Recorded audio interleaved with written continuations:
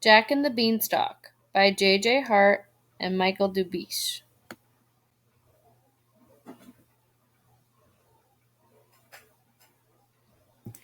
Jack and his mother had no money and no food. All they had to sell was their cow, which gave them milk.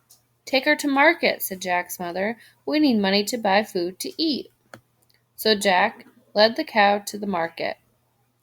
On the way, he met a man. The man offered to buy Jack's cow.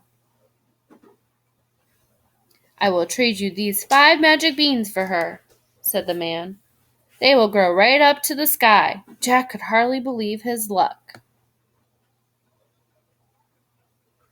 But Jack's mother didn't believe in magic beans. She was very angry. "You sold our cow for 5 beans?" she cried.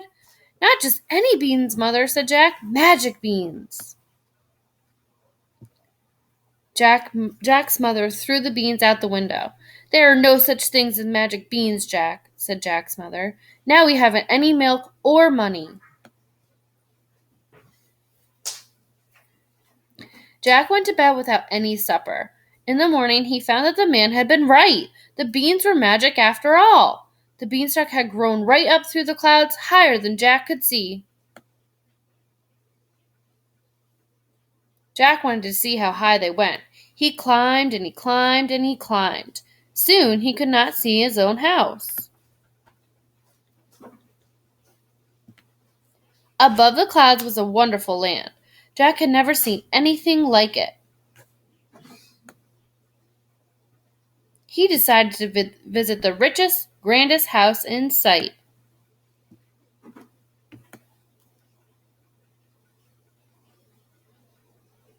A great big giant woman was sweeping outside the house. "Good morning, ma'am," said Jack. Jack had not had dinner or breakfast, and he was very hungry. "Have you anything to eat?" Jack asked the woman. The woman was nice. She invited Jack inside.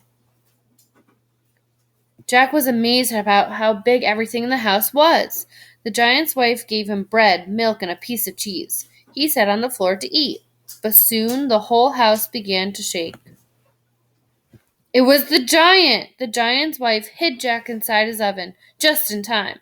"Cook these for me, wife," roared the giant. The giant started to leave the kitchen, but then he stopped and sniffed. "Fee, fi, fo, fum, I smell the blood of an Englishman. Be he alive or be he dead, I'll grind his bones to make my bread." "Nonsense, dear," said the giant's wife. "Go wash your hands and I'll make you breakfast." She took Jack from the oven and hid him in the cupboard. There Jack waited. The giant ate and then sat at the table, counting his gold. Soon he fell asleep. Jack knew his mother could buy food with that gold. The giant would never miss one bag. Jack took a bag of gold and ran. He raced back down the beanstalk. At the bottom, he showed his mother the gold. "See, mother," said Jack. "I told you these beans were magic."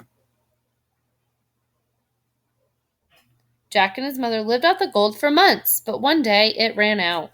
Jack went back up the beanstalk to see what else he could find. The giant's wife, was outside her house again.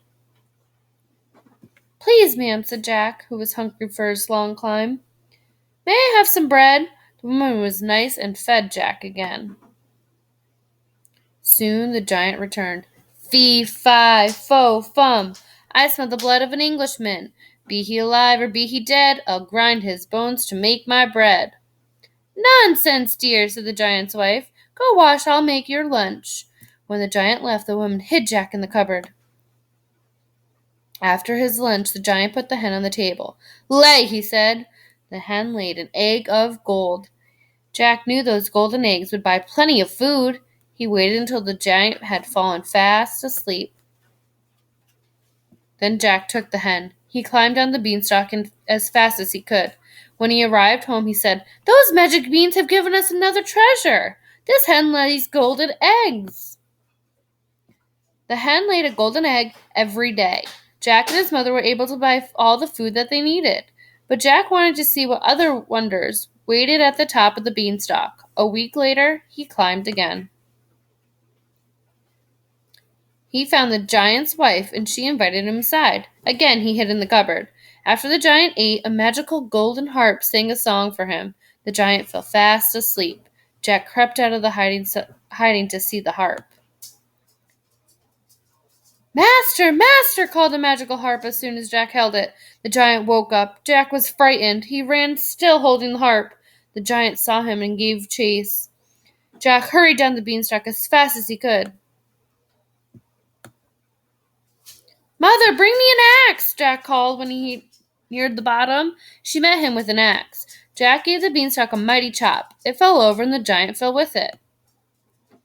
Safe at home, Jack knew that he would never visit the giant's house in the clouds.